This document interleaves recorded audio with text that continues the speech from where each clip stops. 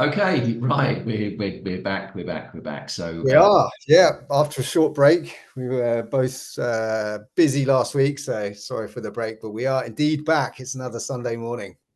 here we are. So today we wanted to talk about a subject which I think plays a big part. For anybody that has or enjoys a few drinks, this is quite a big one. I think certainly something that I can resonate with because I think that what's interesting about this subject is look.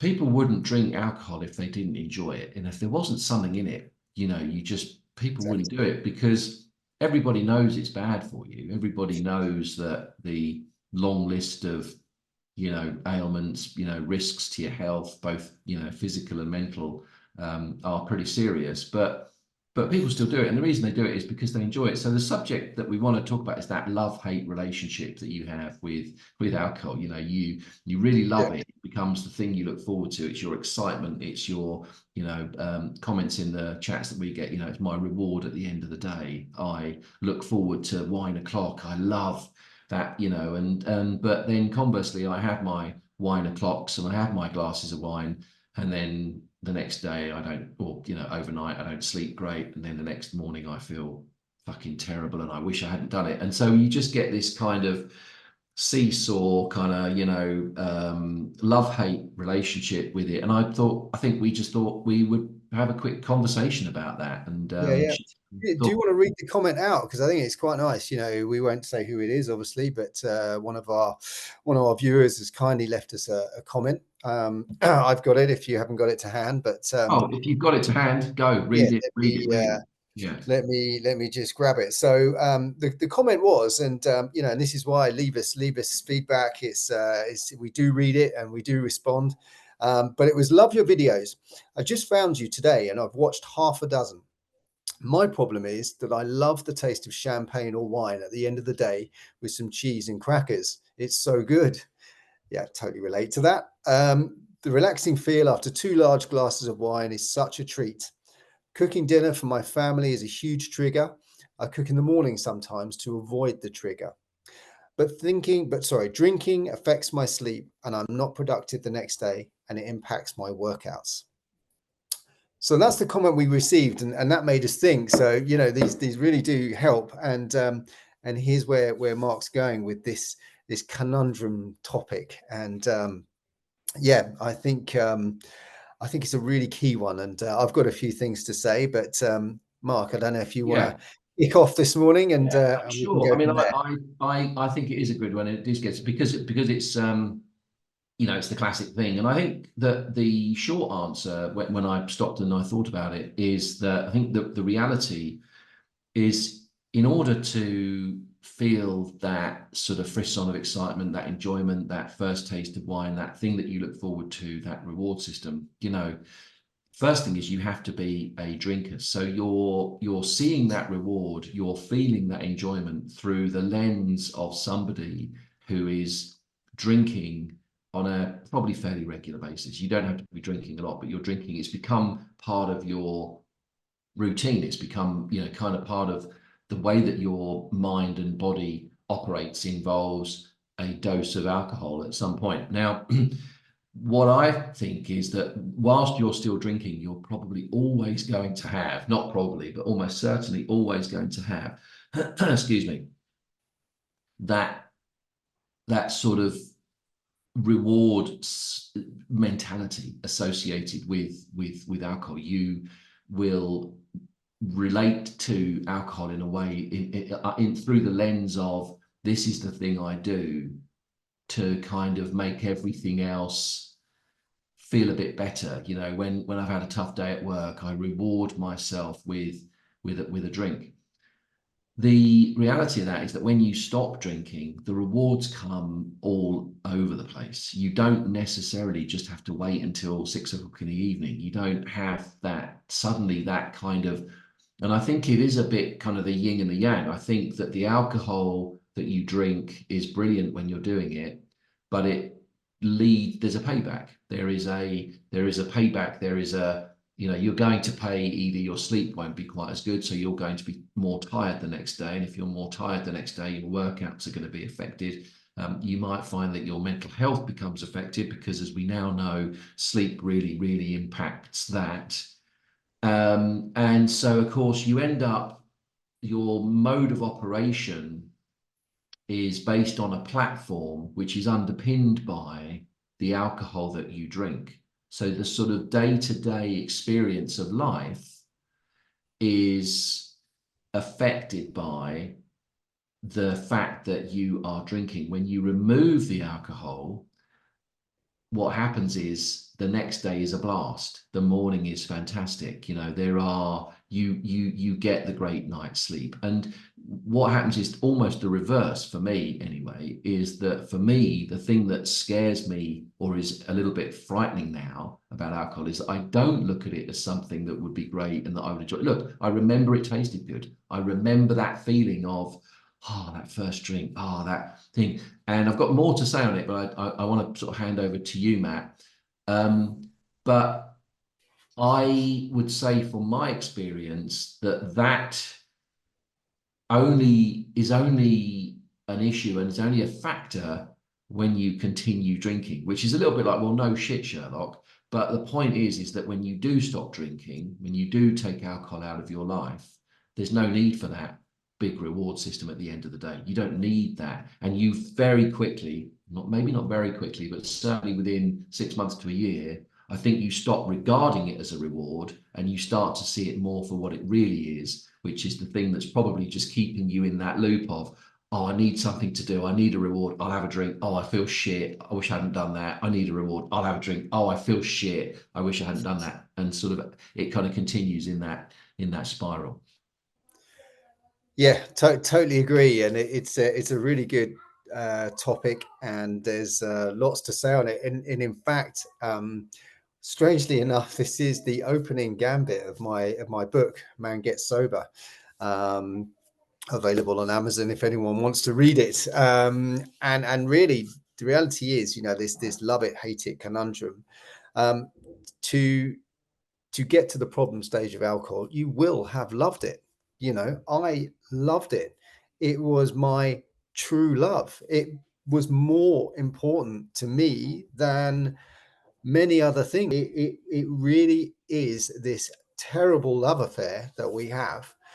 And, you know, the other thing is, you know, it catches you out. You know, no one on earth, right? No one on earth sets out to have a problem with drink, or in my case, drugs as well. They just don't. But because there is an enjoyment factor, or so you think, you you look for the pleasure, you look for the dopamine, you go again. You know, you think it's what makes you happy because it becomes a habit, and then after an extended period of time it becomes an addiction, and you search for that pleasure zone. But the trouble is that pleasure zone gets harder and harder to achieve, and the effects afterwards become greater and greater. And I think, you know, if I look at Ben Affleck's comment, the actor, you know, he says the cure for addiction is suffering. You suffer enough that something inside you goes, I'm done. And that's absolutely true. But, you know, all these people who had problems, you know, you can compare yourself to famous people, Ben Affleck, Brad Pitt, Robert Downey Jr. They will have all loved it. And the reality is you need to step back and go, okay, fine. I loved it. I do love it. I love that drink. As our viewer said, you know, that glass of champagne, that glass of wine with some cheese and crackers, I loved it. But are the adverse effects that you're experiencing, such as sleep deprivation, such as being inefficient at work, such as not having the time for other things that maybe you want, is that worth it? You know, Mm. is the payoff worth it? Yeah, yeah. I mean, it is really interesting. I think that, like most things, and I think, you know, deciding to quit alcohol is a big deal. It's still a big deal. You know, still find myself very much in the minority when I'm out doing things. I did a thing on Friday night which involved me sort of meeting up with a whole bunch of people I'd never met before. There was probably almost 20 of us. We did a charity sleep out, actually, just for the context of that. It was fantastic, but everybody there was imbibing the experience with alcohol, and I was the only one, literally the only one. And I was thinking to myself, this looks like a nightmare because you're going to be sleeping outside tonight. It was cold, it was wet and rainy, and I was thinking the last thing in the world I want is to have to get up and go for a pee in the middle of the night, which is almost certainly the case if you're drinking. So and of course they all did, and and I didn't, and I think I probably did sleep better. But anyway, whatever, I mean, I'm sure they had a good time. But so the point is that it is very much still a minority thing. There's no doubt about it. It isn't nothing. But and so I think because of that, you do need this why. The why has to be quite a deep why. And I think if you experience a bit of a rock bottom moment. I know, Matt, in your book, you talk a lot about the sort of why, the reasons for quitting. Then that might be enough to think, okay, that's it. I've just had enough of this. I'm just sick of it. Yeah. But a lot of people, it's just this long term kind of pernicious, wearing down feeling of I'm just sick of this now. I've had enough. And I think what I would encourage you to do is go deeper with the why. Again, it sounds a bit sort of foo-foo and a little bit kind of, where's he going with this? But what I would do is I would say, I'm feeling tired and I'm feeling under par and my workouts aren't as good, and I'm feeling anxiety. Is that a big enough reason for me to, quit? Why is that a problem? Well, it's a problem. And I think I would keep asking yourself the same question over and over again. What I found is if you say, I want to quit because it makes me tired. Well, why is that a problem? Well, because when I'm tired, I get, anxious and I don't feel like I can, perform at my best, and that's worrying me. Well, why is that a problem? Well, because if I don't perform at my best, then, maybe my life will end up, maybe I'll pull up short and maybe I won't be as fulfilled, or I won't be as successful as I think I might be. Okay, well, why is that a problem? Well, then you start to very quickly, you'll find what happens is you start getting into much deeper reasons. Maybe it's, I, wa- I want security for my family. I want security for my children. And and that's again, it's a bit sort of a little bit out there, but what I found is when you really challenge yourself and when you really ask yourself these important questions in life, you'll find your why. Your why will be a deep seated, and that reason is never going to go away. And I think one of the sort of kind of deals that you're going to have to do with yourself, one of the agreements that you're going to have to make with yourself if you want to carry on drinking, is basically what you're going to be saying to yourself is, okay, I'm going to spend the rest of my life feeling at a deep level that I'm not fulfilling all the things that I could do in this world. And that's kind of the reality of it. You'll never shake that feeling. If you continue with that spiral of shit, I drank too much again last night, I feel tired. I mean, I did it. I used to wake up for work feeling thirsty, that kind of, oh God, brush your teeth, splash water on your face. When did that ever actually make a blind bit of difference to, you know, Yeah.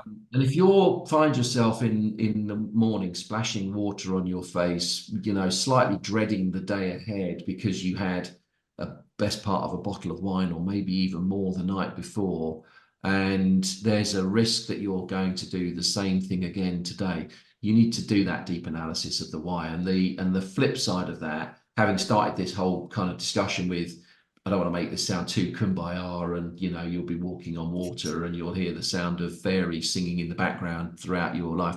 The reality is when you stop, the joy, the fulfillment, the connection, the sense of pride in yourself, it becomes so intoxicating that that's the high. You start to fear the other more sinister form of, high or whatever, which is alcohol. Yeah, completely agree. And I think one thing that came to mind there as you were talking is which is so important, is don't just focus on the booze, right? You've got to focus on the rest of it. So what do I mean by that? Well, the drinking is one thing, but then it's all the bad habits that come from drinking that follow on. So, you know, the not exercising, the feeling bad in the morning, the procrastination, which comes inevitably with drinking booze, putting stuff off, not being able to face things, avoidance of certain things, you know, um, and you know, you need to concentrate on those as well, because it really is a game changer. I mean, I was in, we were talking, as we always do, before we film, about how our week's been. And we are brothers after all, so we catch up. And I was in Madrid last week, and you know, with work, and it was actually a really good week. But we went out every night. Every night we went for dinner. The food was great, and of course I had the inevitable question, you know, because I refused the wine. Refused, that sounds terrible, isn't it? But I just, you know, said no, I'm cool, thanks, and I had a Diet Coke, I think.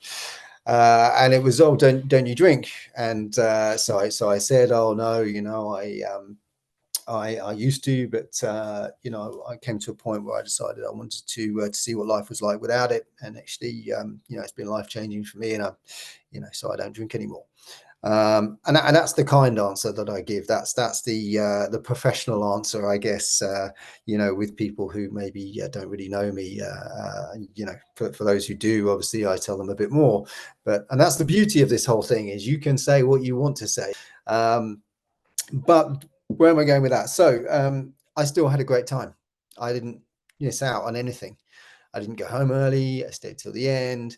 It was good company. It was good fun. Yet the next day, I was in the gym at 6:30 in the morning. I was up. I was in the gym. I was saying to Mark, it was beautiful weather in Madrid, and you know, being on the treadmill, or you know, doing some weights as the sun is coming up across the buildings of Madrid is it was wonderful. That gave me my euphoria, if you like. And then, you know, going and having a nice coffee and breakfast, and then turning up, you know, getting to work, nothing's a problem, you know. And some of the other guys were there, you know, licking their wounds a bit, not feeling so great, you know, had the full English in the hotel because they were a bit hungover. And those are those bad habits that you can step away from when you don't Yeah. drink. Yeah. You know, I didn't have the full English. I didn't have it at any point when I was there. Now, you know, that's fine. If you want it, have it. But what I mean is, my body wasn't saying, oh God, I need food. I need to absorb, you know, the night's festivities. And she could make good choices. And yeah, you know, going back to the original sort of topic, the love it, hate it, you know, you've got to think about what you hate about it, and focus on that. And as I say, it's you know, it is so much more than just the alcohol itself. Yeah, it's actually a really it's a really good point. I mean, I forgot sort of, yeah, you forget actually. I remember standard, or just actually one thing I wanted to go back to was, were there really French people in Spain eating full English breakfasts? Was that actually? No, no. So that's a good point. No, they were Canadians, Americans, and Brazilians. So But they were eating full English. It was actually full English, or was it just like a, you know, cooked it breakfast? was, you know, the hotel breakfast cooks. You know, they had the sausage, egg, Yeah, and right. Okay. I you just know, wondered. I thought that I think, seems. yeah, I think most hotels provide it now. You know, they give you the And do they choice. call it a full English breakfast, or do they I just say don't think they did, but I think, you know, obviously I told them that's what it was. the But big, the big, the big, the big fat? Yeah, here's the yeah, big fat. exactly. I mean, I it did used look to, good, but you know, yeah. Well, I used to go. done it My from time to time. But in America when I lived in the States, I used to get up in the morning, say the morning after a big Saturday night. You know, normally it would be mid-morning, and I'd offer to go and get the McDonald's and the donuts. And I would go to, it was quite handy because McDonald's and Dunkin' Donuts were literally right next to each other. I could just go down to McDonald's and I would buy everybody those sausage and egg McMuffins, which are delicious. And I yeah, would have one sneaky one there while I was like, you know, I'd just why do, wouldn't and you?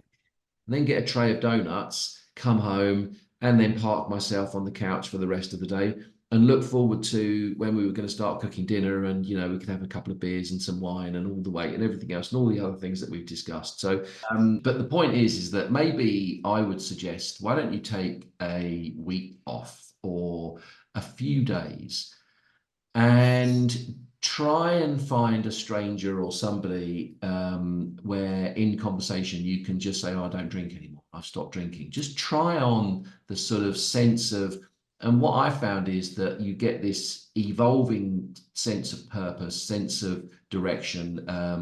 You know, I in one of my other things that I do, I provide coaching and training, to help people basically perform at their best. And I talk about making a sort of deal with yourself, doing something that shows you're serious, change something, create a new habit or stop an old habit, do something that is a statement to both yourself and to the world that you're serious about this new journey, that you're serious about doing something differently, that you're serious about achieving the things that are important to you.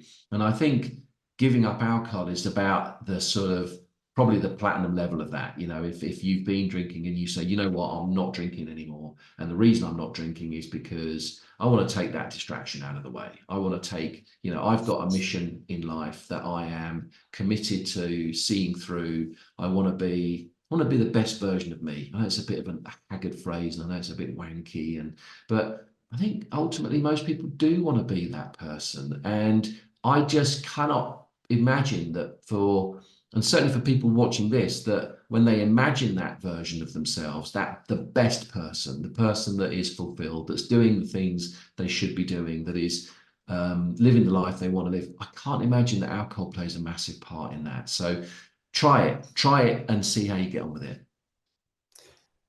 Yeah, I think that's a great place to finish. I don't think I've got anything else to add. I suppose just on a personal note, I am also going through a change where I have quit vaping. It's been 1 week, and you know what? It's pretty bloody hard. But it's all about distraction, and it's all about focusing on those elements we spoke about here. So I loved vaping. I was a big fan. That's And great. That's really good. but it's kind of got to the point where I was like, right, I do need to stop this. It's probably not something I want to carry on with for many reasons. And yeah, it's a bit difficult at first, but you know what's funny? No one's questioned me. No one's asked me, oh, you've stopped vaping, why have you done that? Whereas when I say I've stopped drinking, people always question me. But there you go, that's life. But honestly, it is a love-hate relationship. But trust me, when you get rid of it, it's you don't even have to think about that anymore, and that's one of the beautiful things about it. Yeah, there you go. Well, good Cool. luck. That's really good news. Lovely. Yeah. Yeah. All right. Well, we'll check in. We'll see how you get on with that. But that's Yeah. No, I'll keep you posted. But no, for now, it's all good. Yeah, absolutely. But and just one thing, give us a thumbs up, subscribe to the channel. Anyone new here, we put videos out once a week, unless we've got other things to do in our busy family lives. But we're here to support anyone we can, and leave us comments. We'll reply. We'll give you a shout out. But yeah, it really helps the channel if you can give us a thumbs up and subscribe if you're new. brilliant. All right. Awesome. Thanks very much, Matt. Thanks for everyone for listening. And until the next time. Bye bye. Yep. Have a good Sunday, everyone.